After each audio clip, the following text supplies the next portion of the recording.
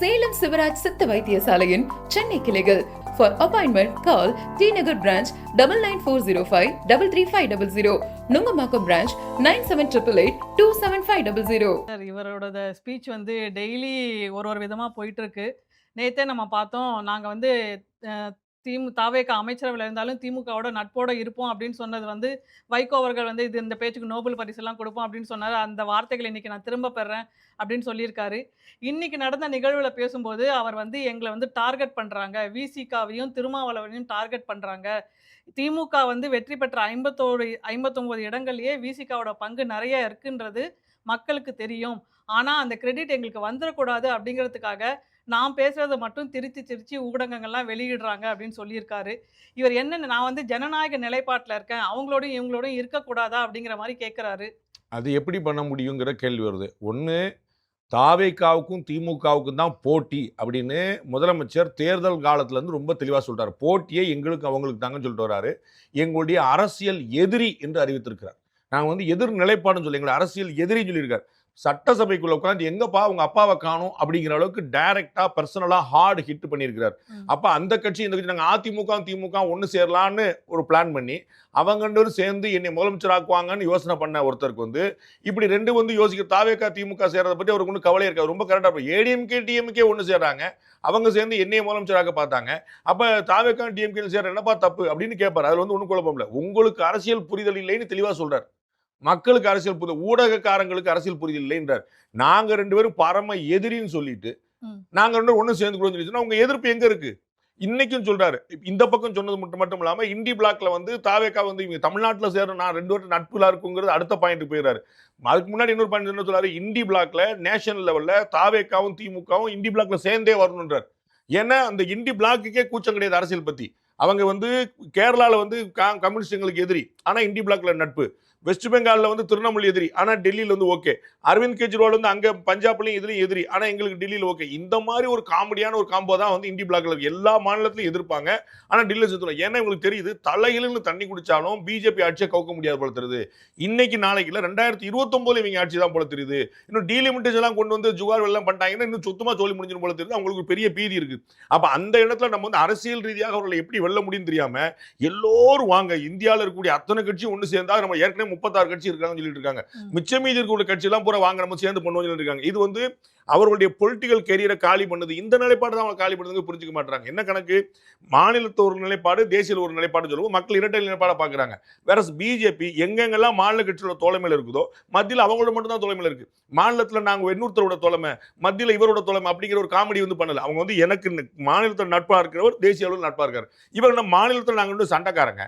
நம்ம சொல்லுவாங்களே தாய் பகை குட்டி உறவு, இங்க ரிவர்ஸ், குட்டி பகை தாய் உறவு. எனக்கு வந்து டெல்லிக்கு நாங்கள் வச்சுருக்கோம். ஏன்னா காங்கிரஸ் கட்சியால் தனியாக வெல்ல முடியாது, இந்த மொத்த குரூப்பு சேர்ந்தாலும் பாஜக வெல்ல முடியாது. இவர்களுக்கு தெரிந்திருக்குது. அதனால சொல்ற இதை வந்து என்னன்னு கேட்டா நமக்கு அரசியல் புரிதல் இல்லைன்னு வேற சொல்றாரு. இந்த மாதிரியான ஒரு பெரிய முயற்சி 2 மாநிலத்தில் நடந்திருக்கு. என்னது, எதிரிகள் எல்லாம் கூட ஒன்று சேருவோம், கட்சிகள் எல்லாம் ஒன்று சேருவோம்ல, எதிரிகள் எல்லாம் ஒன்று சேரும் அப்படின்னு சேர்ந்து பீகார்ல நிதிஷ்குமாரும் லாலு பிரசாத் சேர்ந்தாங்க. மக்கள் தெளிவா நிராகரிச்சு மொத்தம் வச்சு தனி பெருங்கட்சியா பாஜக இன்னைக்கு பாஜக ஆட்சியை நடக்குதுன்னு கண்ணோட பார்க்கணும். மகாராஷ்டிரால மகாகட்பந்தன்கிற பேர்ல சிவசேனா கூட காங்கிரஸ் சேர்ந்துச்சு.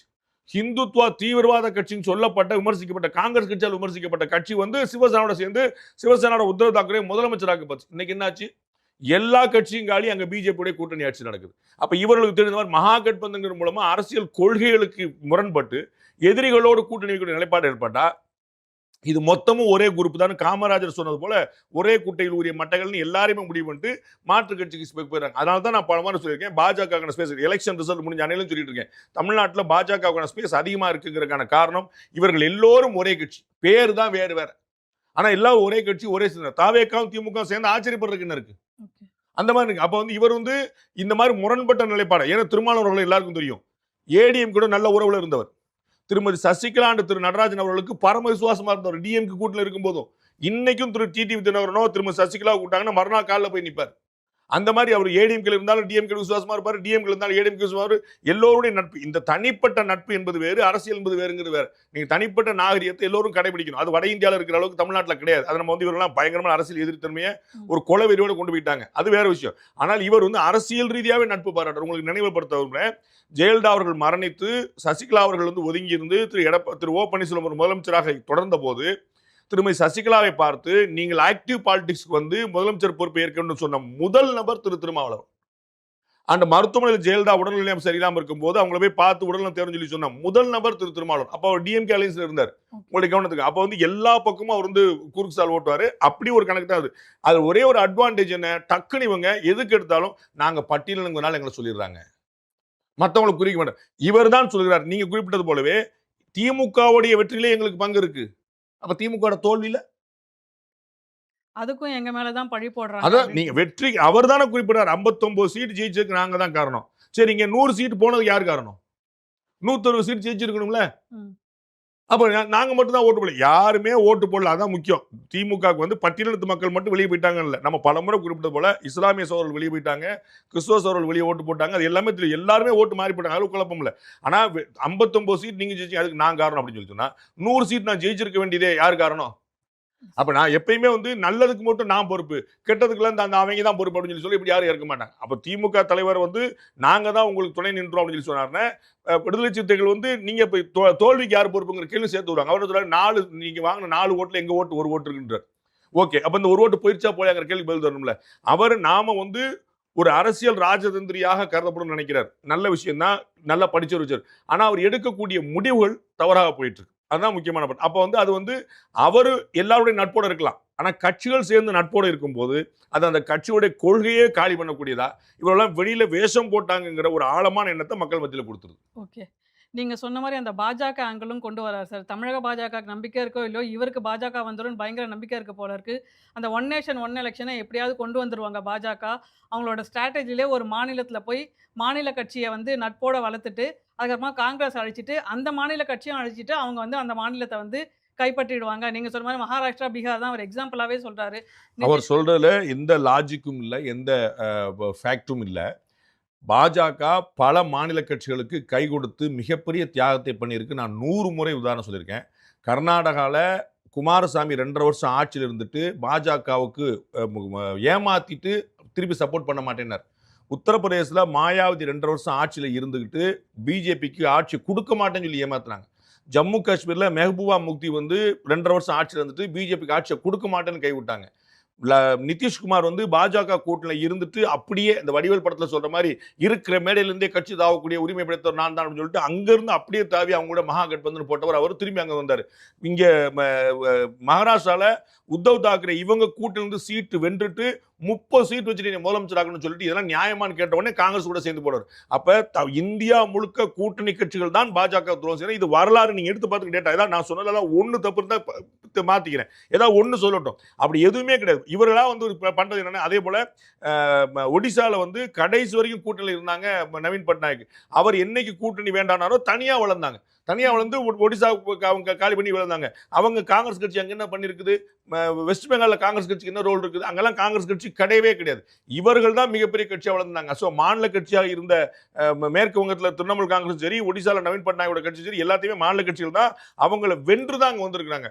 அரவணைச்சு கெடுக்கக்கூடிய விஷயங்களை பண்ணல. ஆனால் இந்த பக்கம் வந்து நான் திமுக கூட்டணியில் இருப்பேன், அந்த பக்கம் நான் வந்து தாவேகா கூட்டணியில் இருப்பேன், ரெண்டுக்கும் நான் பாலமாக இருப்பேன்னு சொன்னால் இவங்களுடைய ஐடியா தான் நம்ம யோசிக்க வேண்டியிருக்கு. அப்போ இந்த ராஜேந்திரன் தான் நம்ம புரியாம முடிக்க தவிர பாஜக அப்படி கூட இருக்கக்கூடிய அழிக்கக்கூடிய கட்சி எல்லாம் இதுக்கு சான்று, வரலாற்று சான்றே இருக்கு. ஓகே, இல்லை கடைசியாக அவர் சொன்னது என்னன்னா, தாவேகா வந்து ஆர்எஸ்எஸ் பெற்றெடுத்த பிள்ளைன்னு நான் விமர்சனம் பண்ணேன். என்ன வந்து எல்லாரும் கேட்குறாங்க, அப்படி விமர்சனம் பண்ணிட்டு நீங்கள் எப்படி தாவேகாக்கு ஆட்சிக்கு ஆதரவு அளிக்கிறீங்க அப்படின்னு. ஆனால் இந்த கேள்வியை விஜய் அவர்கள், முதல்வர் விஜய் அவர்கள்கிட்ட ஏன் யாரும் கேட்க மாட்டேங்கிறீங்க? அவர் உங்களை அப்படி விமர்சிச்சாரு. என்னைக்காவது விஜய் அவர்கள் பிரஸ்ஸை பார்த்தா தானே கேட்கறது? என்னையே கேட்குறீங்களே விஜய், நீங்கள் பிரஸ்ஸை பார்க்குறீங்க பெருந்தன்மையா, எங்கே போனாலும் பிரஸ்ஸை பார்க்குறீங்க, நீ அவமரியாதை பண்ணுறது இல்லை, அதனால நாங்கள் 4 கேள்வி கேட்டுறோம். தமிழக முதலமைச்சர் திரு விஜய் அவர்கள் பிரஸ்ஸை பார்க்கணும்னு நீங்கள் வந்து ஈசிஆரில் வந்து எல்லாம் கூட்டணி கட்சியெலாம் கூட்டம் வச்சிங்கல்ல, அப்போ சொல்லி பாஸ் கொஞ்சம் உங்கள் எல்லா கட்சியிலும் கூட்டணிலாம் பாருங்கள், எல்லா ப்ரெஸ் மீட்லாம் நீங்கள் பாருங்கள், நண்பர்களுக்கு வாரத்துக்கு ஒருக்கா பேட்டி கொடுங்க நீங்கள் சொல்லியிருக்கணும்ல. நீங்க சொல்ல வேண்டியதானே. அவர் பிரஸ்ஸே பார்க்க மாட்டாரு. அப்ப நம்ம என்ன செய்ய முடியும்? பிரஸ்ஸை பார்க்கிறவங்கள்ட்ட கேள்வி கேட்கலாம். அப்ப நம்ம வந்து நாளைக்கு தாவேக்கால தமிழக முதலமைச்சர் தான் கொடுக்கல, தாவேக்கால யாராவது பிரஸ் மீட் கொடுத்தாங்க நம்ம அவங்களுக்கு கேட்போம், அவ்வளவுதான். இது நியாயமான கேள்வி தான், மாற்று கருத்தே கிடையாது. நீங்க உங்களுக்கு பாஜக அரசு பெற்றெடுத்த பிள்ளைன்னு உங்களை சொன்னாரு, அவரை போய் கூட்டணி சேர்த்திருக்கீங்கன்னு கேட்க வேண்டிய கேள்வி, அதை மாற்று கருத்துல. ஏன்னா அவர் வந்து இவங்களை பூரா சொல்லியிருக்காரு. அது பயங்கரமா வந்து காசுக்காக போறவங்க அடிமை கூட்டணிங்கிற வார்த்தையை பயன்படுத்திருக்காரு. திமுகவுடைய கூட்டணியை இன்னைக்கு தாவேக்கா கூட்டணி மாறி இருக்கிறவர்களை திரு விஜய் அவர்கள் தேர்தல் பிரச்சாரத்தின் போது அடிமை கூட்டணிங்கிற வார்த்தை பயன்படுத்திருக்காரு. கல்லாப்பேட்டி கூட்டணி, அதுக்கு என்ன அர்த்தம்? சோஃபா மாடல் அப்படின்னு திரு உதயநிதி சொல்வதற்கும் கல்லாப்பேட்டி கூட்டணி சொல்றதுக்கு திரு விஜய் சொன்னதுக்கு என்ன வித்தியாசம்? அதை இவர்கள் தான் யோசிக்கணும். அவங்க என்னை ரொம்ப கேவலமா பேசுவாங்க, இவங்க ரொம்ப ரொம்ப கேவலமா பேசுவாங்க அப்படின்னு நீங்க யோசிங்க பாஸ். நீங்க அதை ஏற்கனவே யோசிங்க.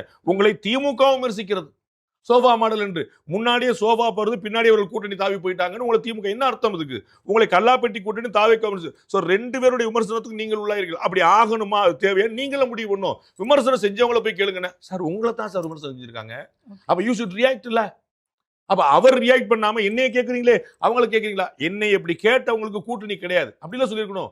என்னை கேட்ட திமுகவோட இனிமேல் வாழ்நாளில் ஒட்டுமுறவும் கிடையாது, என்னை இப்படி விமர்சித்த தாவேக்காவோட வாழ்நாடு ஒட்டுமுறவும் கிடையாது, அதெல்லாம் சொல்லியிருக்கணும்.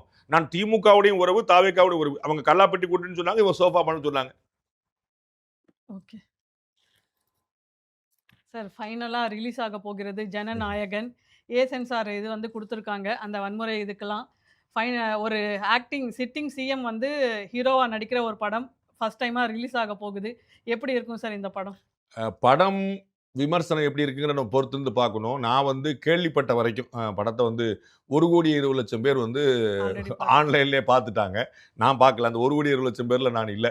அந்த 1,00,000 ஒருவன் மாதிரி 1,00,00,000 ஒருவன் நான் இல்லை. அந்த இடத்துல நான் படத்தை பார்க்கல. நான் வந்து தியேட்டர்லாம் பார்க்கணும்னு நினச்சிட்டு இருக்கிறேன். பட் கேள்விப்பட்ட வரைக்கும் வந்து ரொம்ப ஆஹா ஓஹோன்னு படத்தை பற்றின இல்லை. பட் வந்து ஒரு ஃபேன் மூமெண்ட் தான் இருக்கும்னு நான் கேள்விப்படுறேன். படம் வந்து 3 மணி நேர படம். அதில் வந்து முதல்ல வந்து புதுசாக 3 மணி நேரம் 3 நிமிஷம் அந்த படம். அதில் வந்து அவ்வளோ நேரம் வந்து மக்களுக்கு வந்து பொறுமை இருக்குதான்னு தெரியல. அதனால் வந்து அவங்களாம் ஓட்டி விட்டு சோசியல் மீடியாவில் பார்த்துருப்பாங்க. அந்த 1,20,00,000 பேரில் வந்து எவ்வளோ பேர் தியேட்டருக்கு வந்து பார்ப்பாங்க அப்படிங்கிறத பார்க்கணும். அதிலே ரேஷியோ வந்து 20,00,000 பேர் உள்ள வந்தாலே பெரிய விஷயம் பார்க்குறோம். தமிழ்நாட்டில் 8 கோடி பேர் இருக்கிறாங்கன்னா அதில் எவ்வளோ பேர் வந்து பார்ப்பாங்க அப்படிங்கிறத பார்க்கணும். ஸோ வந்து ஒரு பெரிய இன்ட்ரெஸ்டிங்காக பயங்கரமாக அப்படி ஒரு க்ரௌடு புல்லிங்காக அந்த படம் இருக்குதானே வந்த வரைக்குமான கமெண்ட் அப்படி இல்லை. அது வந்து பெருசாக வந்து பயங்கரமான படங்கள் தெரிக்க விட போகுது அப்படிங்கிறது நிறைய பொலிட்டிக்கலாக விஷயங்கள் தான் இருக்குது. அது டிவிகே அப்படிங்கிறதுக்கான அடையாளம், அவர் ஏதோ ஒரு ஊர் பேர் சொல்லிட்டு வெற்றி கொண்டான் அப்படின்னு அந்த கணக்கில் விகே அப்படின்னு சொல்லிட்டு டிவிகேன்னு போட்டு அந்த மாதிரி ஃபுல்லாக பொலிட்டிக்கல் தான் இருக்குது. அது வந்து எலெக்ஷனுக்கு முன்னாடி வந்திருந்த போது அந்த ஜோஷ் வந்து கூட்டுறதுக்கு ஆயிருக்கும். இன்னைக்கு முதலமைச்சராக ஆயிட்டதுனால அந்த ஜோஷ் வந்து கொடுக்குமா, அந்த இம்பாக்ட் இருக்குமா அப்படின்னு தெரியல. பட் எனிஹவ் எப்படியோ ஒரு படம் வந்துருச்சு. இந்த கட்டத்தில் படம் வரப்போது நம்ம வந்து இந்த 20-30 இந்த மாதத்துக்குள்ளேயே வந்து ஜூலையிலே வந்துருங்கிற மாதிரி சொல்கிறாங்க. அது வந்து கடனை போட்டு கொண்டு வந்துருவாங்கிற மாதிரி சொல்கிறாங்க.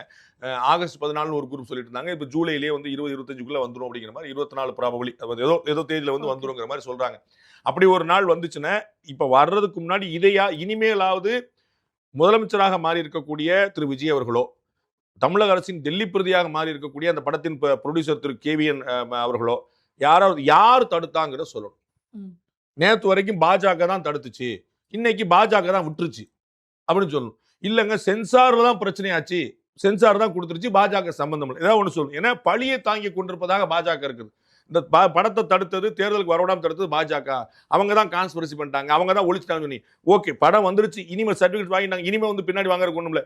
இனிமேலாவது யாராவது ஒருத்தர், அந்த படத்துடைய டைரக்டர், அந்த படத்துடைய ப்ரொடியூசர், அந்த படத்துடைய ஹீரோ, யாராவது ஒருத்தர் ஆன் பிஹாஃப் ஆஃப் தம் யாராவது ஒருத்தர் வந்து பிஜேபி தான் சார் எங்களை தடுத்தது சொல்லுங்க, இல்ல பிஜேபிக்கு சம்பந்தம் கிடையாது, சென்சார் தான் சார் வழக்கமா கெடுத்தது, ஏதாவது ஒண்ணு சொல்லுங்க. மக்களுக்கு இந்த படம் வர்றது மகிழ்ச்சி, ரசிகர்களுக்கு மக்களுக்கு ஒரு உண்மை தெரிந்தாக வேண்டும். என்ன, இந்த படத்தை தடுத்தது யார்? அது சம்பந்தப்பட்டவங்க தானே சொல்ல முடியும். நாம வெளியில இருந்து சொல்றது ஒரு உண்மையா இருக்கலாம், பொய்யா இருக்கலாம், உள்நோக்கம் கொண்டதா இருக்கலாம். இவர்கள் சொல்லட்டும், அப்ப அது மக்களுக்கு வந்து உண்மை தெரியட்டும். அதான் நம்முடைய எதிர்பார்ப்பா இருக்கு. ஓகே. ஸோ எப்படியும் இவரோட கடைசி படம் அப்படின்னு இவர் சொல்லிக்கிட்டு இருக்காரு. அதை பார்க்கறதுக்காக இவர் ஃபேன்ஸ் வருவாங்க. அண்ட் ஸோ இந்த ப்ரொடியூசருக்கு இது மூலியமாவும் ஒரு ப்ராஃபிட், அவருக்கு டபுள் தமாக்காவா சார்? போஸ்டிங்கும் வாங்கிட்டாரு. ப்ராஃபிட் வந்து நீ அப்படி பார்க்க முடியாதுங்க. கேவிஎனுக்கு வந்து இந்த படத்துடைய தயாரிப்புடைய ஓவரால் காஸ்ட் நான் கேள்விப்பட்டது கிட்டத்தட்ட 500 கோடி ரூபாங்க. ஸோ அது வந்து அன்னைக்கு தேதிக்கு அது வந்து எள்ளு அப்படின்னு சொன்னாங்க. அவ்வளோதான். மொத்தமாக 500 கோடிங்கிற அன்னி மேஜல் எத்தனை சைவர்னு யோசிச்சு பாருங்க. இதில் எவ்வளோ ரெக்கவரி எடுக்க முடியும்னு எனக்கு தெரியல. நான் கேள்விப்பட்ட வரைக்கும் சினிமா இண்டஸ்ட்ரி பேசிகிட்டு இருக்கும்போது வந்து தியேட்ரிக்கல் காஸ்ட்னு ஒன்று இருக்குது, அது குறையுது. ஓடிடிக்கான பிளாட்ஃபார்ம் வருது. ஸோ எல்லாமே வந்து 1,20,00,000 பேர் பார்த்துட்டாங்க அப்படிங்கிற ஒரு கணக்கு வருது. ஆல்ரெடி ரிலீஸ் ஆயிடுச்சு. அந்த மொமெண்டம் மிஸ் ஆயிடுச்சு.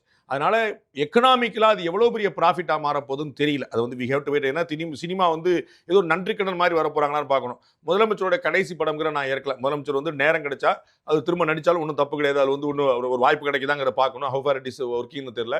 பட் அதெல்லாம் வந்து அவர் கடைசி படம்னு பார்க்கணும். நான் லேட்டஸ்ட் படம்னு பார்க்கலாம். அது வந்து இன்னொரு படங்கள் வந்து மக்களை மகிழ்ச்சிட்டே இருந்தாலும் அது ஒன்றும் குழப்பம் கிடையாது. பட் லாஸ் வந்து இதுவரைக்கும் இருந்தது. இப்போ அந்த படம் எப்படி டேர்ன் ஆகுதுங்கிற பொறுத்து, ரெவென்யூ எப்படி இருக்குங்கிற பொறுத்து அது லாபமான்னு பார்க்க முடியும். டெல்லி பிரதிநிதியாக அவர் போட்டதில் நமக்கு எந்த விதமான ஏற்பும் கிடையாது. ஏன்னா அவர் வந்து ஆந்திராவை சேர்ந்தவர், கர்நாடகாவில் பிறந்தவர். அவரை வந்து தமிழ்நாடு அரசுடைய டெல்லி பிரதிநிதியாக போட்டதில் வந்து அந்த கட்சியிலேயே அவருக்கு விசுவாசமாகவே, திரு விஜய்க்கு விசுவாசமாகவே ஆயிரக்கணக்கான பேர் இருக்கும்போது இது போட்டது வந்து ஒரு ஏற்க முடியாத ஒரு சங்கடமான விஷயமா தான் இருக்கு. ஓகே, ரொம்ப நன்றி சார். நாளை கரூர் செல்கிறார் முதல்வர். நாளைய பின்னணி தகவல்களுடன் 7 சென்ஸ் நிகழ்ச்சியில் மீண்டும் சந்திக்கலாம். நன்றி.